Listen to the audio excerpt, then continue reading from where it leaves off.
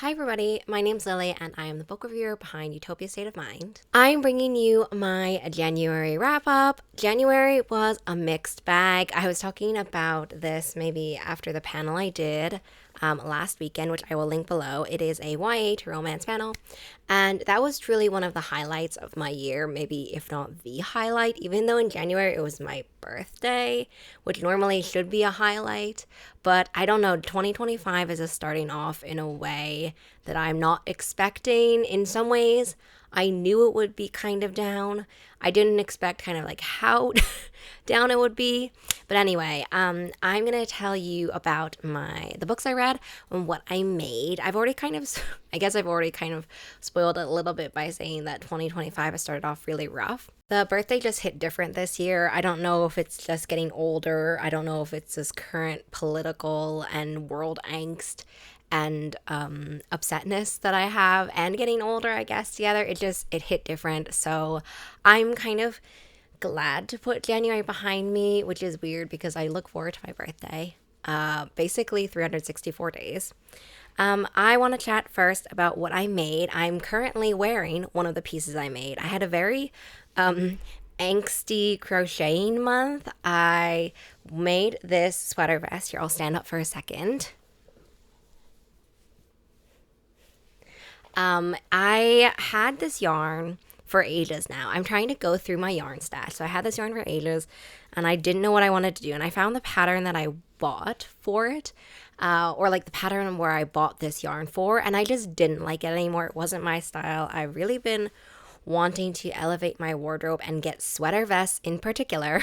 So I was thinking, I don't know what pattern to do for this. The original pattern had kind of all of these little squares, and I just could not imagine changing color that much. It is so much easier with crochet, but still, I couldn't. So then I decided just to make these color blocks. And also the other one, I couldn't figure out the colors that I wanted to do it. Basically, this came as kind of a set of 5 colors. So it came with this orange color as well, which I felt like was kind of difficult for the pattern. And also the pattern actually had 2 different color ways, I guess. This kind of color scheme that you see sort of here, that you see the best here. And it also used some colorway parts from a different one, which I did not realize when I bought the pattern. So I decided to just simplify it and do this color block idea. And that's been something that I've been gravitating towards in my style Pinterest board, I guess. So I made this one, and then I had a bunch of scrap yarn and I did not know what to do with it. I made a project after this, which I'll insert a photo because I don't have it anymore. I gave it away to a friend, where I did a scrap yarn hood made from all yarns I made balaclavas with. If you were following me last year, maybe 2 years ago, if you've been following me for a while, you will have known that I made a bunch of balaclavas. And so I had a lot of yarn left over. I made that hood. I really liked it, and I've been making hoods ever since. So after this, I decided, why don't I make a hood out of those colors, and I can use the orange. So that's what I did. This is the color scheme. It has this orange hood. It is really big. It is super soft. I really love this color pattern. It looks really great like this. As you can tell, I ran out of teal, but it was a great scrap yarn project. And then I decided to do some other scrap yarn projects and make probably my first/second beanie ever. This one, in trying to use up the orange and yellow, I was not super successful. I have like a little bit, but I don't know what I'll do with it. But anyway, I first made a beanie when I first started crocheting. It was not very good. I don't even think I have it anymore. But this one is a lot better. It's super, super thick, if you can kind of tell.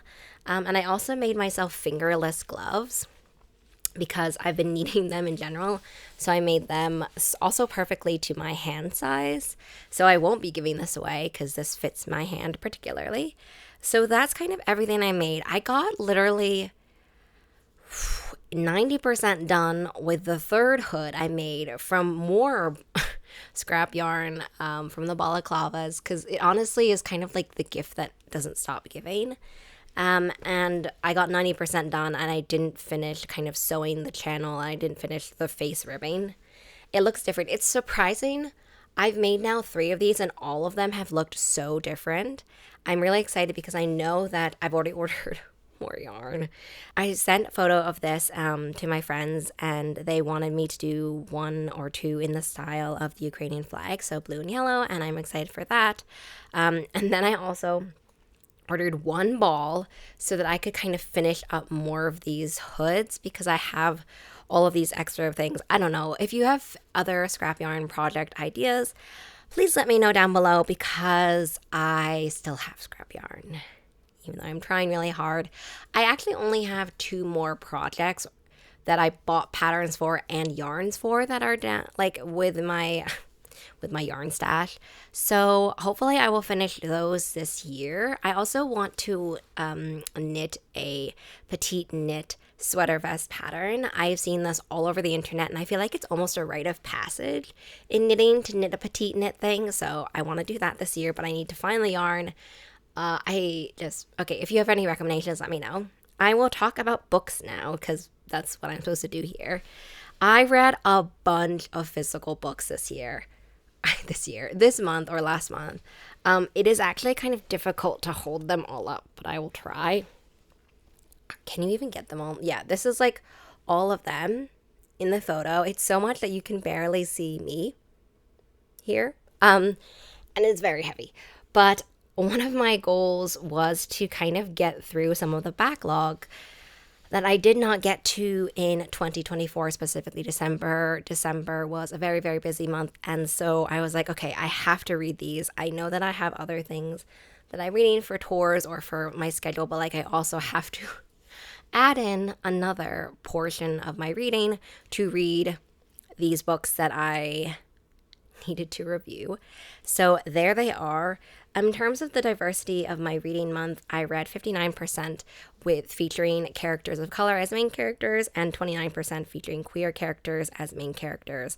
In general, I'm really happy with those statistics because a lot of them, as you saw in the thing, are not necessarily books that I've purchased with my own money. A lot of these were kind of requests or requests that I agreed to that publishers sent me, which I don't often have as much curating say. Like I do because I can say no, but a lot of times I'm really interested in a premise, but that doesn't necessarily fit my overall vision for the month.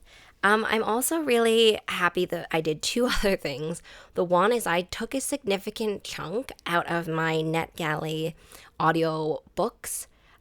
You will have seen this in my bookish ins and outs post, I guess, or my bookish ins and outs video, which I'll link down below. But that was one of the main kind of very, very important goals that I started in 2025. And I did some significant work on that. I've kind of skewed away from it because I had some other things that I wanted to do. And the second one is that in 2025, I specifically wanted to make sure that continuing my momentum from 2024, that I read at least 1 book from an Indigenous author with an Indigenous main character, and at least 1 other book with a Latinx main character written by a Latinx author. So I was able to do that in January of 2025. I'm excited. I'm also excited to look at like the ones that I'm going to be doing, and I'm going to keep on doing this kind of full other spot in my reading schedule of books I'm excited for. They're going to take over kind of the things that I'm backlogging for because I'm excited for Black History Month or Black Heritage Month, which is celebrated, I think, at least in the US, but if not other places. So I've already taken apart my shelves to find some books that I've really been trying to read, and I'm just looking at those.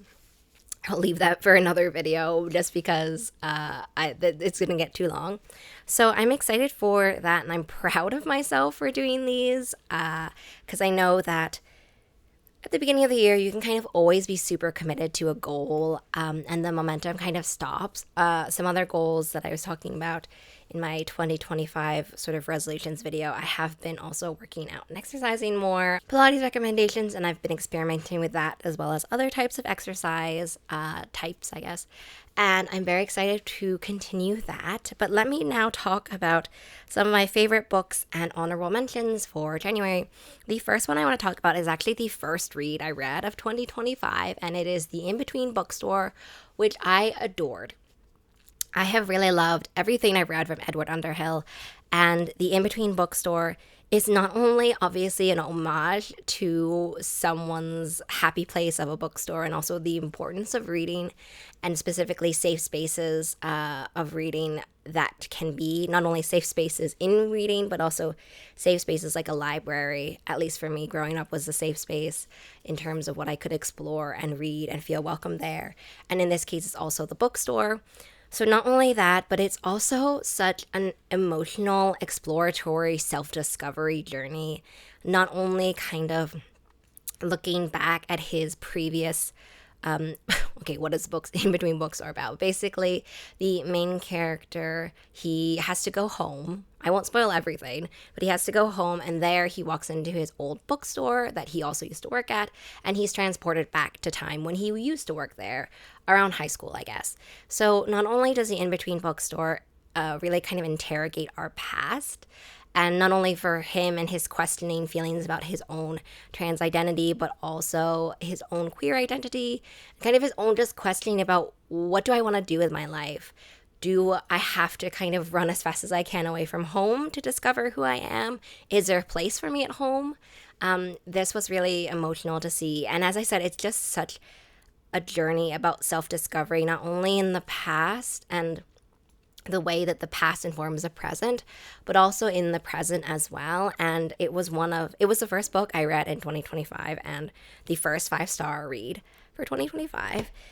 And the next one is P.S. I Hate You, which I love the title. Her brother dies, and at the funeral, in a will, it is revealed that he asks her to spread his ashes at a variety of different places with his best friend, who is her ex-secret crush sort of relationship. So basically, when she was younger, they kind of dated-ish for a little bit, but they didn't work out.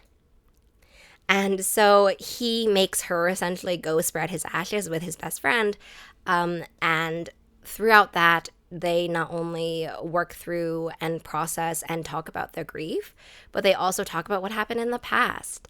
This is a fiction/romance story, so that gives you some clues about what happens.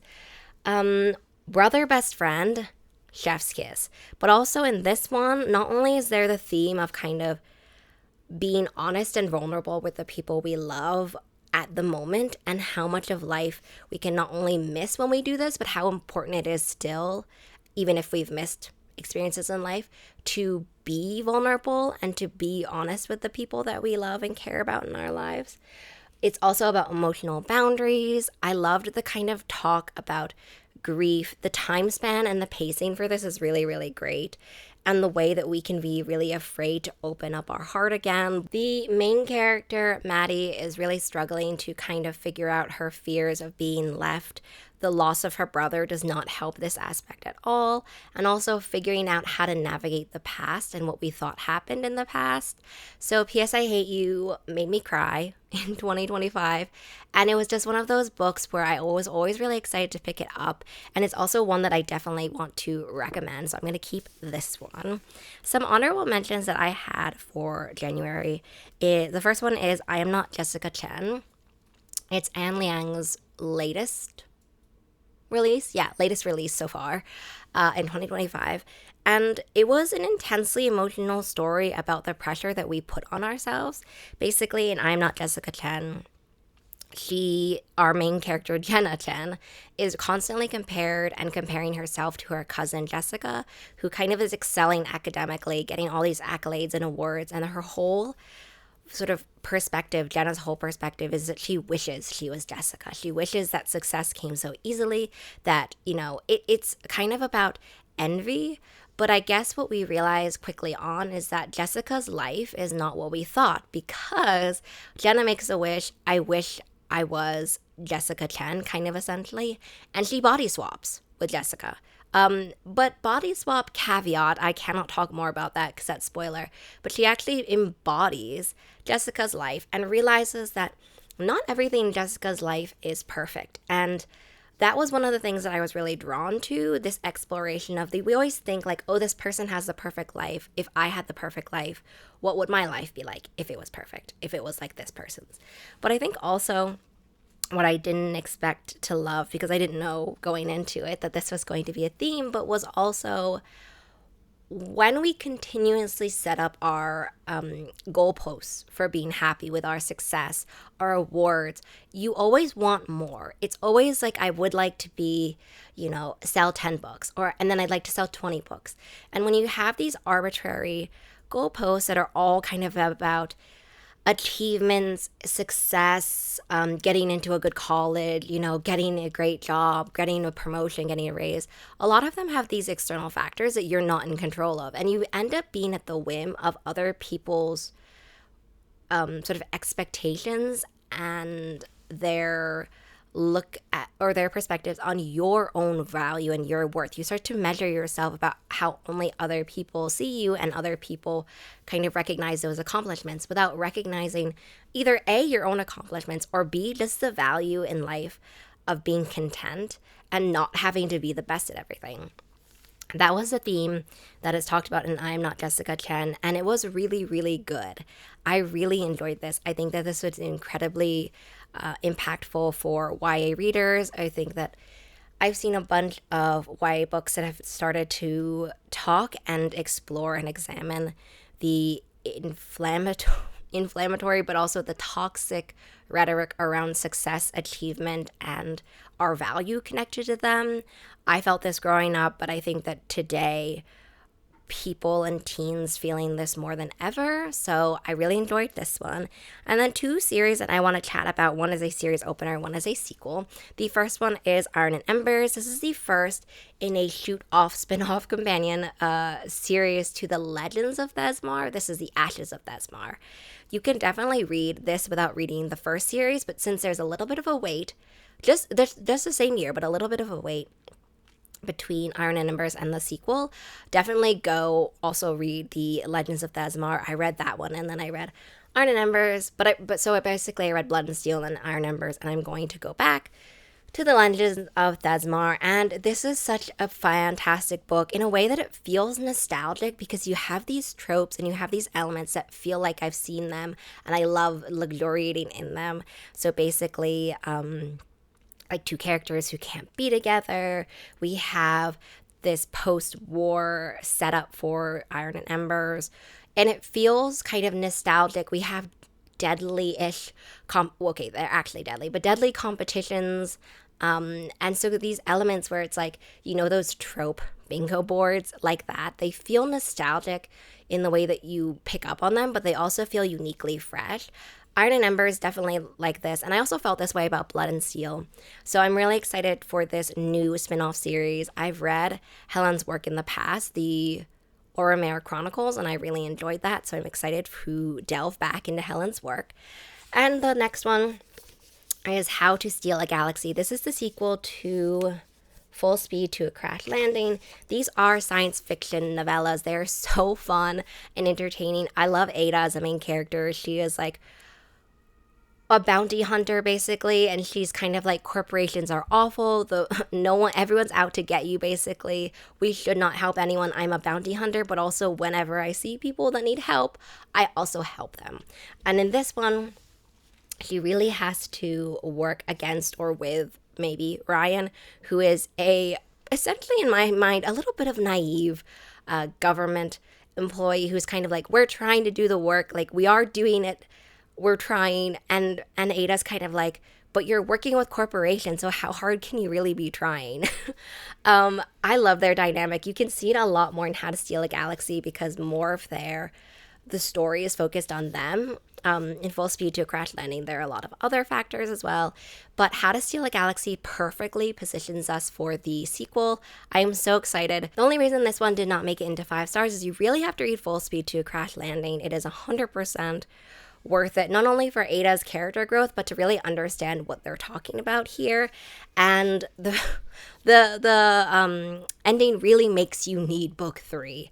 I am very excited for it. This was fantastic. I also listened to this on audiobook as well, portions of it, and I loved the narration, and I loved hearing their interchange, because Ada and Ryan are opposites in a lot of different ways. So I loved reading that, and that brings me to the end of my January 2025 wrap up, the first one of the year. I hope you've enjoyed. Please let me know down below what your favorite read from January was, and if you recognize any from this giant stack in front of me. I hope you have a really great rest of your day, week, reading month, and 2025 year, and I will see you in the next one. Bye.